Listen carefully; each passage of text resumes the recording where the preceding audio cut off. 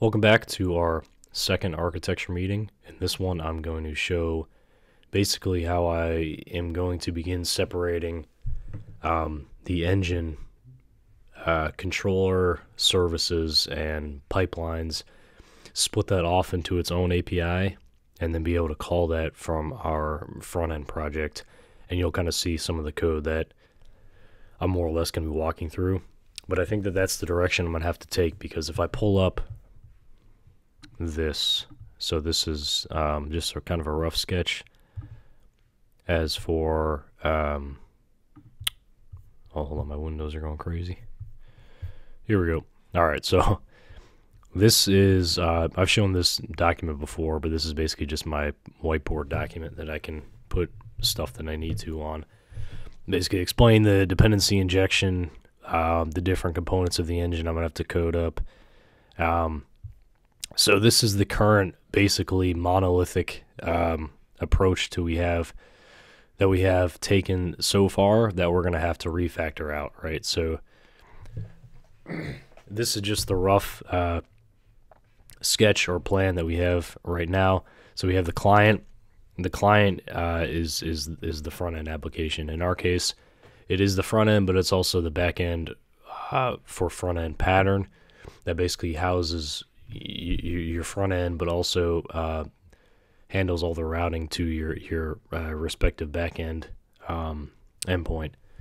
And then I have it so client, and then the back end, which for right now contains all the engine pipelines and propagator blocks that we set up in previous videos. If you want to see that, you can see pretty much the entire process. And then I have my database access layer, so the repository layer, repository pattern, however you want to call it. Basically, so just typical client routes back end to database. So, and that's all contained in one solution, my Two-Stroke engine solution.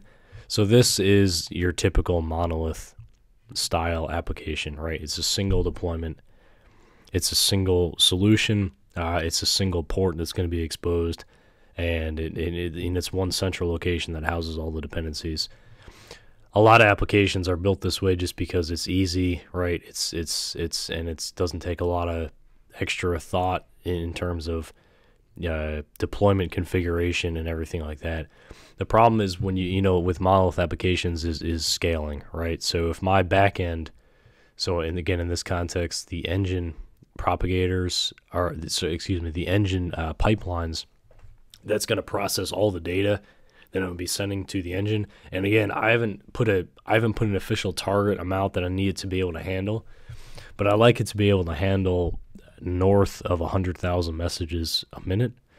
And so if I want to achieve that goal, there's no way I'm going to be able to leave the back end tightly coupled to this monolith application. I'm going to have to split it out into its own respective microservices. So that way I can scale that part of the application, and without it affecting the front end, right? Because if my back end is experiencing high amounts of load, the front end is going to lag, right? Because they're sharing the same resources, and depending on how I deploy this or host this, if I bump if I bump it up to the next tier in terms of CPU, memory allocate, or like total memory,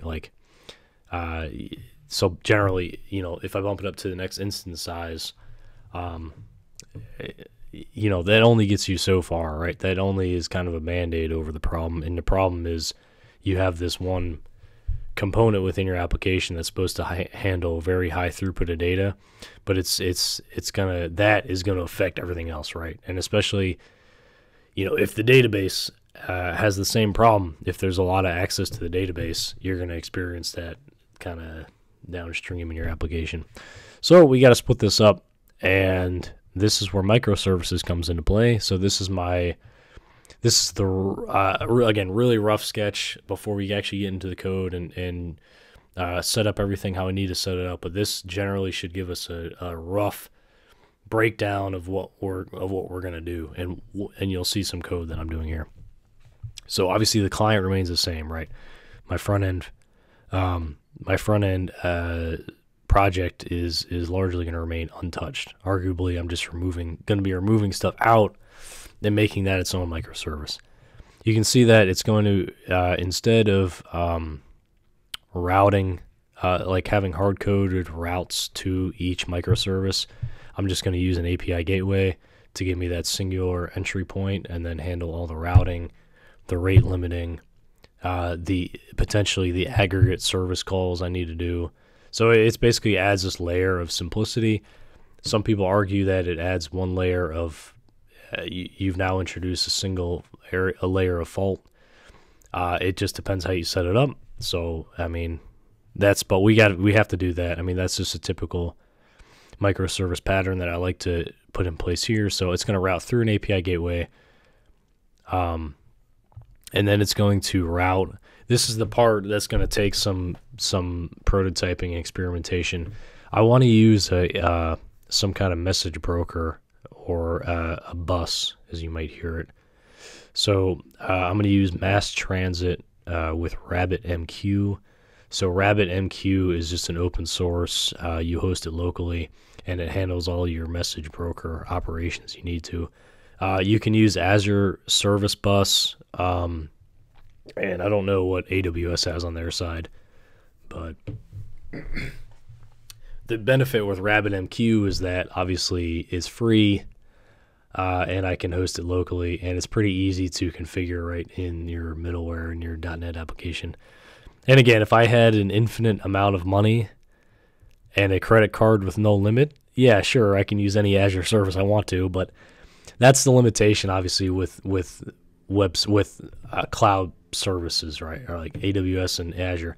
They have all the stuff you need, but it's very expensive, right? Like, yeah, you hit the cap on the free tier very quickly, and you have to make sure you tear stuff down, otherwise it's going to bill you for that. And that's just not something that's not something I want to do here, because the stuff I need to do, I know I'm going to exceed the free tier's limit, and I'm not paying for anything, right? It's not really worth it to me. So RabbitMQ is a free open source one, super popular, widely used. Again, it's just you host it yourself, right? So, but nothing wrong with that. So it gives you basically it gives you like a UI out of the box that you can pull up, and all I'm doing is I'm just pulling down the Docker image and running that, and it takes care of it for you. So again, that's where the power of containers comes in. I don't have to do any configuration on my end. All I have to do is, hey, here's the Docker image in my compose file, and then it builds it right up. So it works really well, and obviously it exposes it on a specific port. So once you have that, then you can make the connection in your application, and you should be good to go. But again, if you have questions, why not just use Azure Service Bus, or why not use, if I'm talking about AWS, why not use AWS's API gateway or things like? It's like, yeah, well, why not just make it all serverless?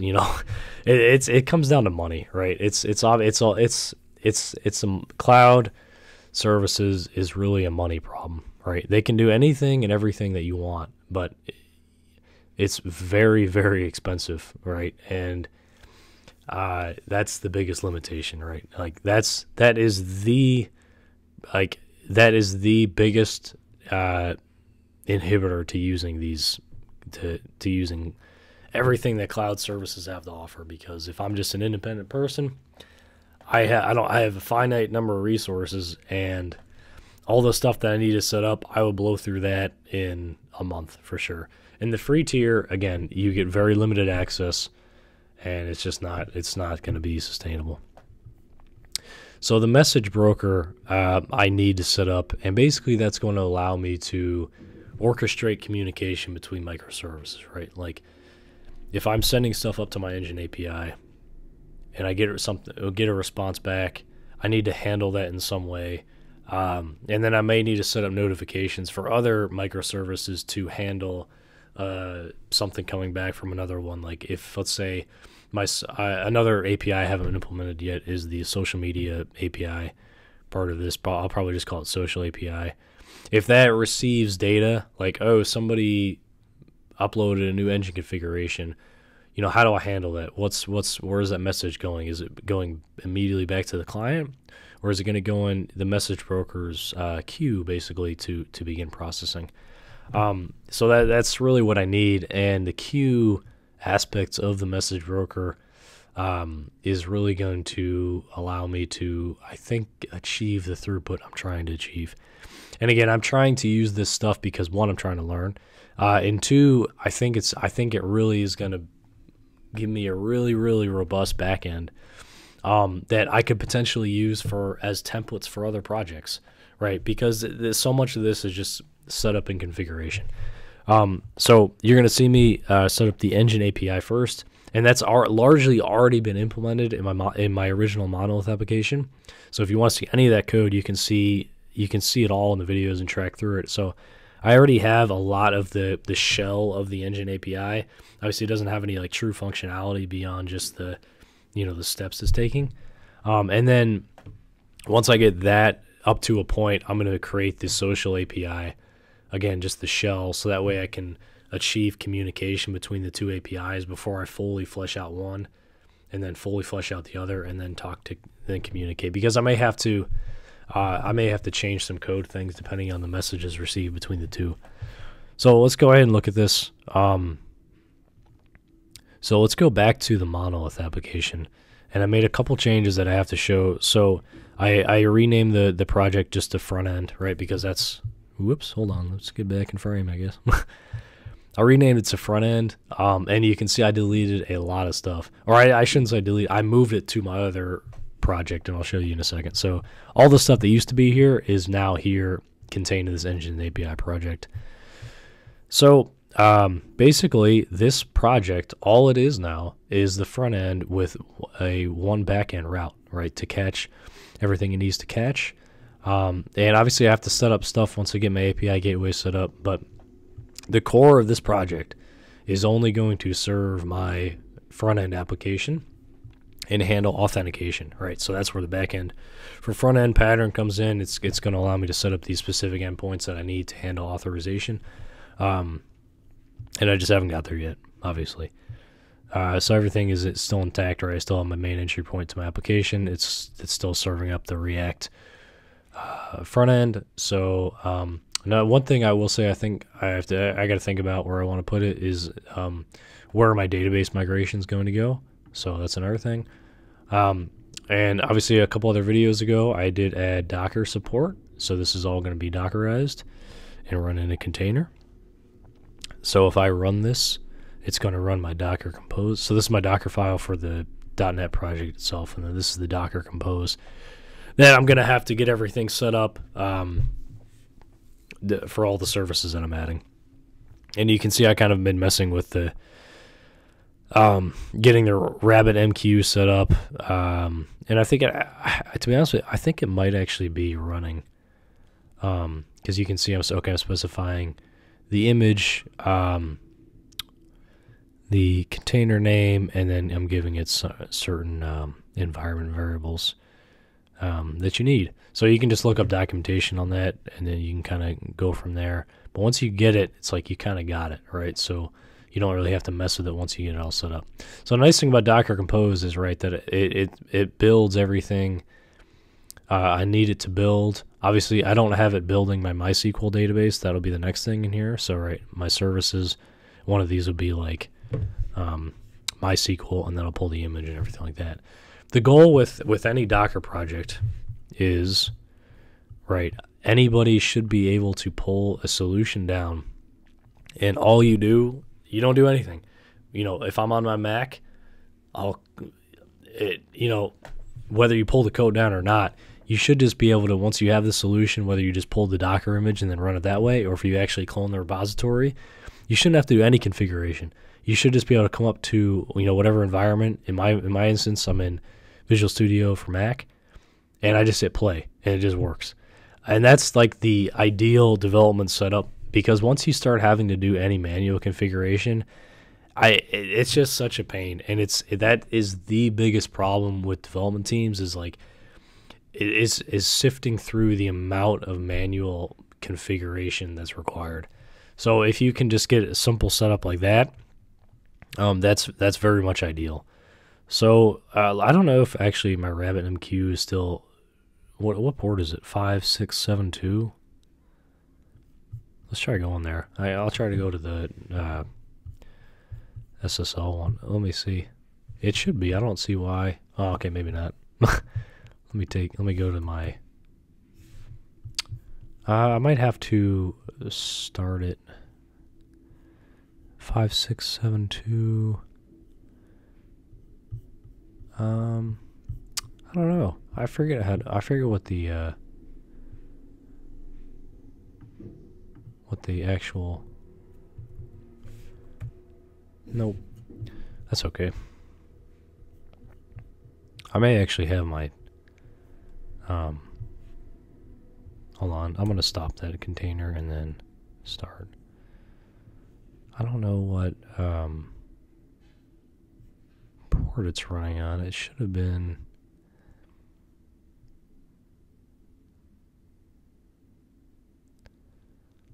Hostname 15672. You would think that. Is my project still running? Yeah. Oh, unless, geez, I didn't.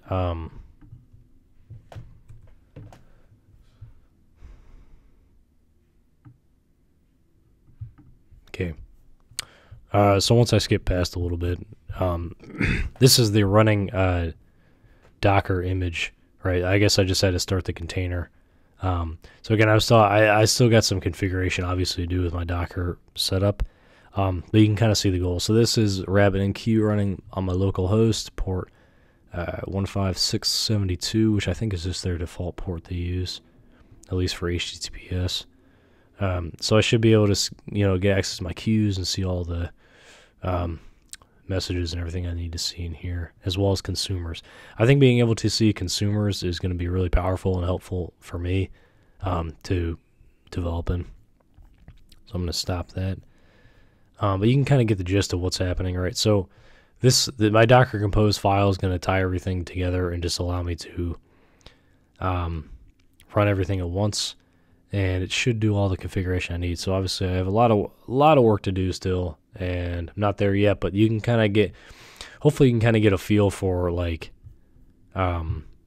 what I'm trying to achieve by splitting this into its own solution, ultimately its own microservice, right? So this has everything that my monolith project had, but if I start this, you'll see it adds Open API support or Swagger UI, right, for the endpoints, which is very nice. It makes it easy. So if I try out my endpoint, it should run and it should return back that, which is pretty cool. So if I don't want to go to like the Swagger UI and just have my port exposed, you can see that doesn't do anything. But if I go back to the same endpoint, right, so /API, you'll get this response back. So what that's going to allow me to do is my front end is basically going to be able to talk to this back end over this port and just be able to call the API like normal. But that's going to be, the API gateway is going to route us there.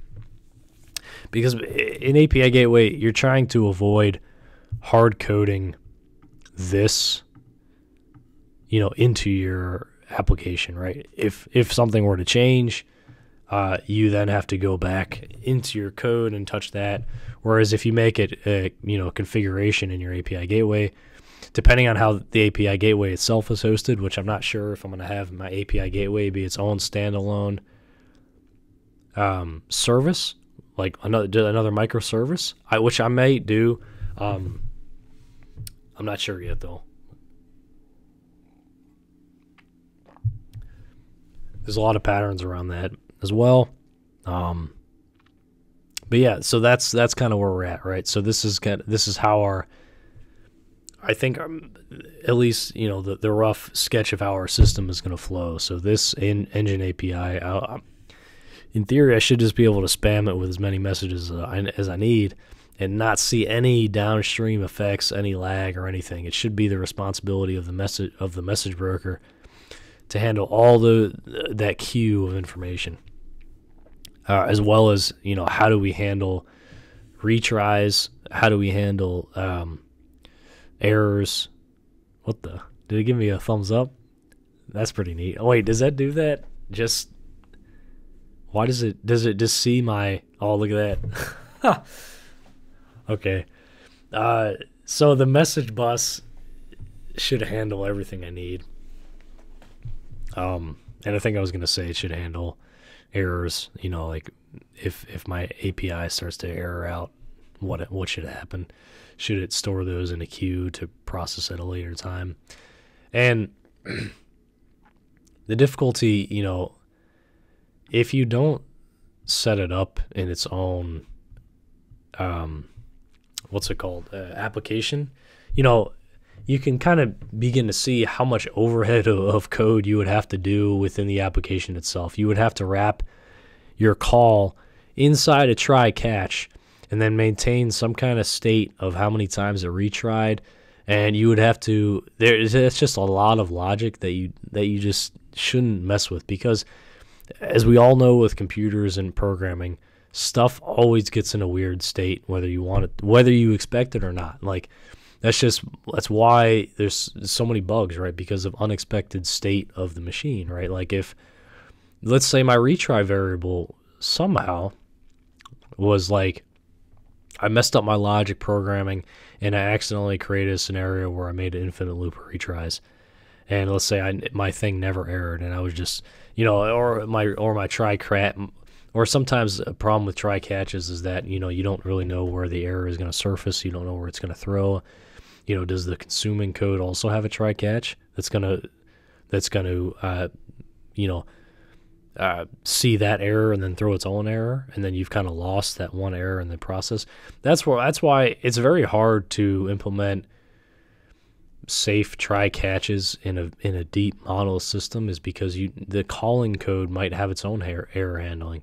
The client might have its own error handling. So it's like, if something threw an error 3 levels up, is that error ever going to surface, or are we just going to log it and then just, you know, show something else? Then that's where the development experience comes into play. Is if I'm a developer, the last thing I want to do is be stuck with a log message that doesn't mean anything, right? Like, I don't need to see a log message that says service failed, because what is that telling me, right? It's not telling me any information. Like, okay, my service failed, but, you know, now what, right? And that's the danger, I think, in easily implementing try catches, combined with logging and things like that.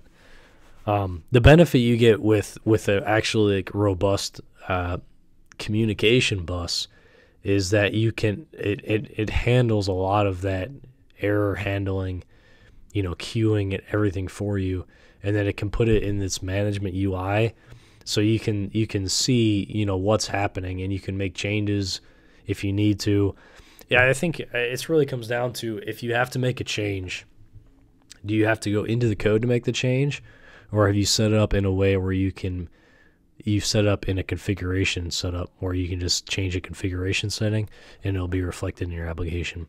And obviously the benefit with microservices is that you should be able to easily deploy a new service without interrupting something else, right? So if I have to update my engine API, I can update my engine API whenever I want, and then have my latest one running at the same time as my old one, and then I switch I switch them over, basically, and that's the benefit, right? So there's no interruption, but if there is a problem, you just switch it right back.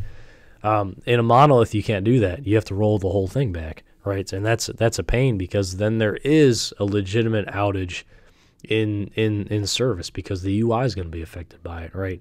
We've all seen, like, there's scheduled downtime, or like all of a sudden the UI, you know, errors out, does something weird. You know, that's what you're trying to avoid, right? So if you have, you know, duplicated microservices that are very lightweight, minimal dependencies, and everything just works, you should be in really good shape. So you're trying to minimize code, make everything little lightweight, take advantage of configuration as much as possible, and avoid hard coding routes as much as you can inside your inside your code, because The second that route changes, it's broken, right? It's or if you're integrated with a third party and their route changes, your application just broke and you have to do a deployment. And if it's a big monolith and you don't deploy for a while, you could introduce bugs with the deployment because we had all these pull requests that are going through. Now you have to roll that back, and it's a whole mess, and you don't want to do it. And that's where microservices comes into play, and that's what we're going to do here. So this is architecture meeting number 2, and I will see you on the next one.